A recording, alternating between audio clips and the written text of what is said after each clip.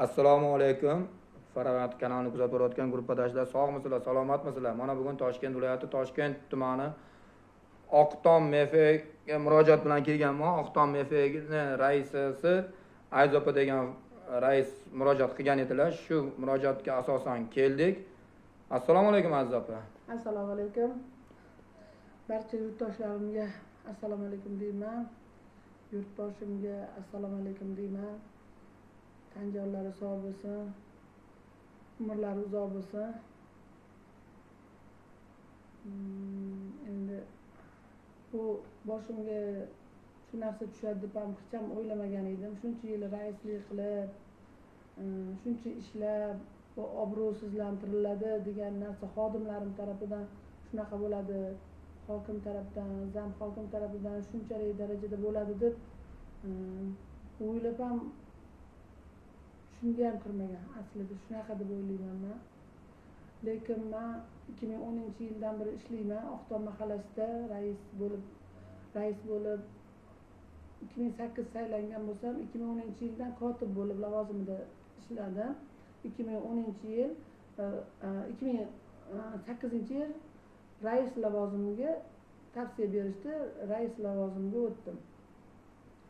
Shu paytgacha xalqim uchun ishladim desam adashmayman deyman. Faqat xalq uchun ishladim men. Nega? Mani prezidentimning bitta gaplari bor. Xalq rozi bo'lmasa, salla hech kim emas salla. Xalqqa faqat roziligini olish uchun shuncha yildan beri harakat qilaman.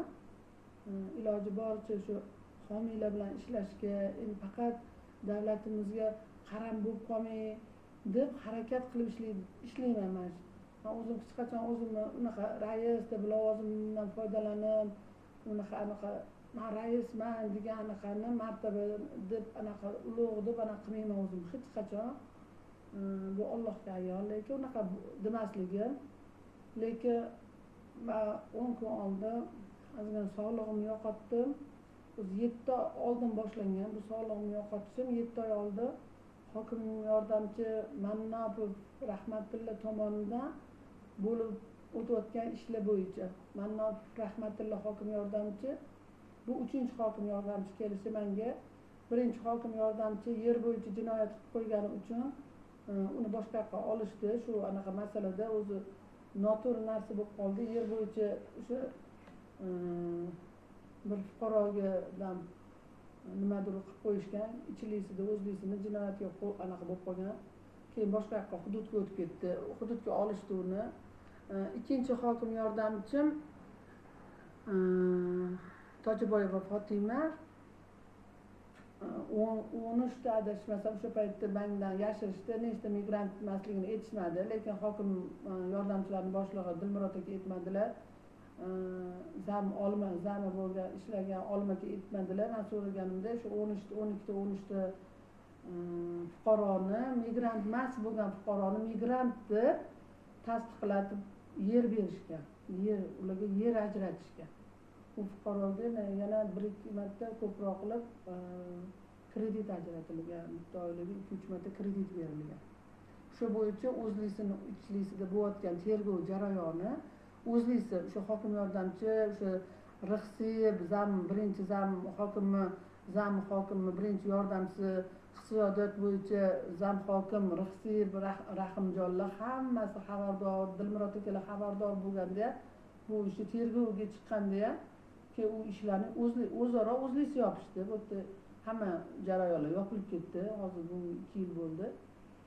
2 yildan men bultur 1 yildan oshdi. 2-yili men avgust oyida boshlab 2024-yil Mannopov rahmatilla keldi. Rahmatilla kelgandan keyin ishlagan bo'lsa, yaxshi ishlabda kelib yurgan bo'lsa, 15 kungina yaxshi kelib yurdi. Sal bo'ysunib, ozgina men prezidentimning talablarini ko'proq talab qilaman. Mahalla meni faxrim deb ishlayman deb mahallada 7lik biriktirganlaridan keyin 7lik jonini tikishni bilaman. Ishida hammasida to'g'ri bo'lish kerak, halol bo'lish kerak, pora olish kerak emas. Hamma narsa xalq roziligi bilan bo'lish kerak deb o'ylayman. lekin unaqa narsa bo'lmadi.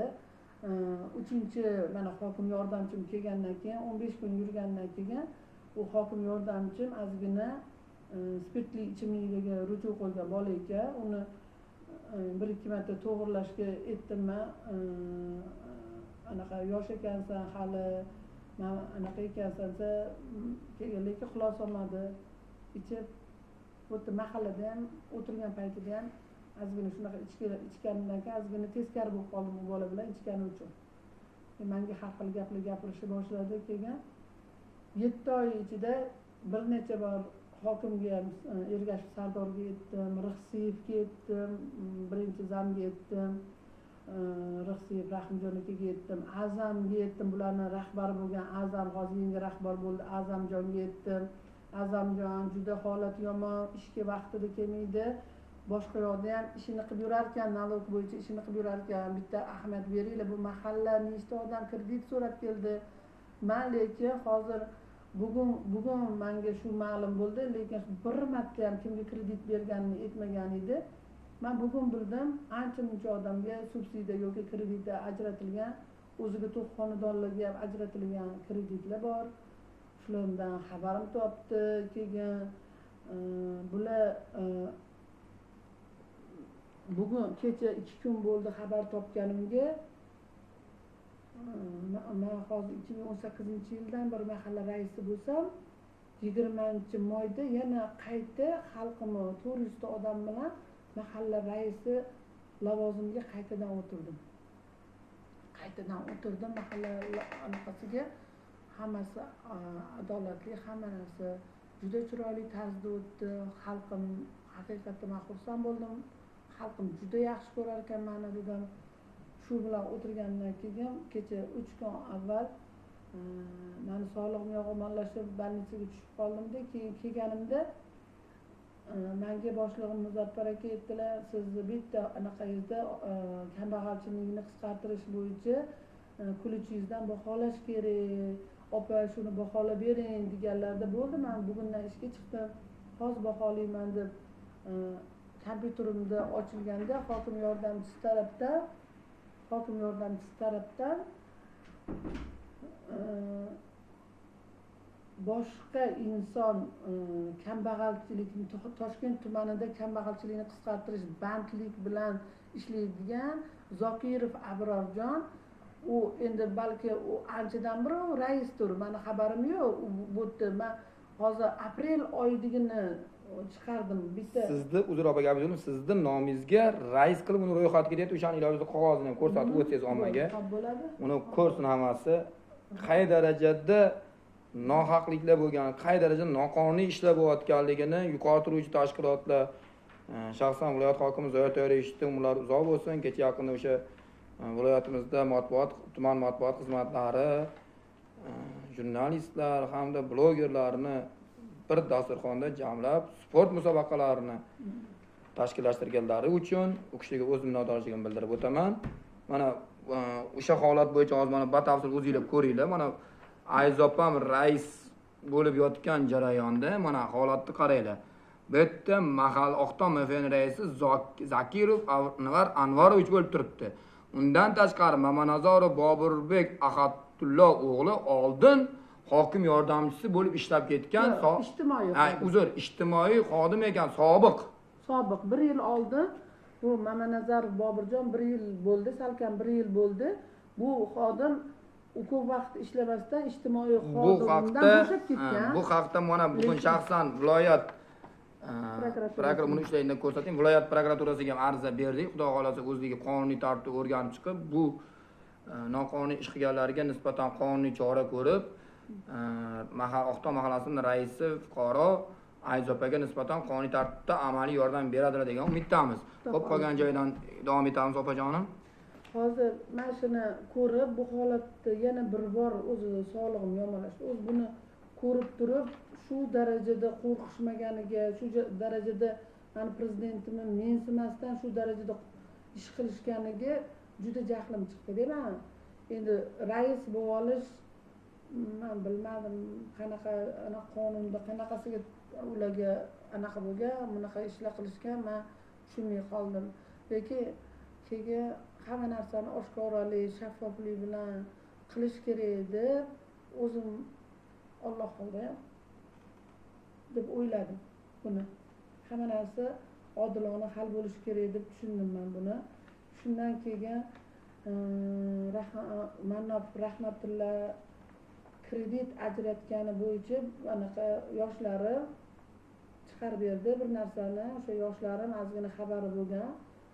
Kredit bo'yicha qanaqa deganimda yoshlarimga, men bilan ishlaydigan yoshlarga aytganimda opa deb chiqarib berdi, lekin o'ziga to'q, o'ziga yaxshi sharoitdagi xonadonga ham o'ziga, otasiga ham bolasiga 25 milliondan 50 million kredit chiqarilgan. Kredit ham u subsidiya asosida hozir meni anaqamda hozir bu tushunishimcha bu chorvachilik bo'yicha chiqarilgan ekan, qiynalgan oilalarga berilsin deb chorvachilik bo'yicha chiqarilgan narsa ekan. Hozir shuni guvohi bo'ldim men bunaqada. Hozir hali bugun buni chiqartirgandan so'ng hali aniqlik endi kirg'izaman. Men bizada yashamaydigan fuqaro borligi ham hozir tanimayroq turibman. Balki yangi ko'chib kelishgandir, balki ularning oldiga chiqqandir hokimiyatni. Hali aniqlik kiritmadim. Xullas, sizni tushunchangiz bo'yicha bu yerda mahallingizda yashamaydigan fuqarolarga ham kredit chiqarib berilgan demoqchisiz. Bu hali gumonda turibdi, lekin aniq emas, hukumat fuqarolar aniq emas, uning holi aniqlik kiritiladi. Undan keyin xotin-qizlar temasini nima aytib bera olasizmi? Bundan 2 yil avval xotin-qizlar 23-yilda Oqtom mahallasida 84 ta ayollar daftari shakllantirilgan. 84 nafar ayollar daftariga kirgizilgan. Fevral oyida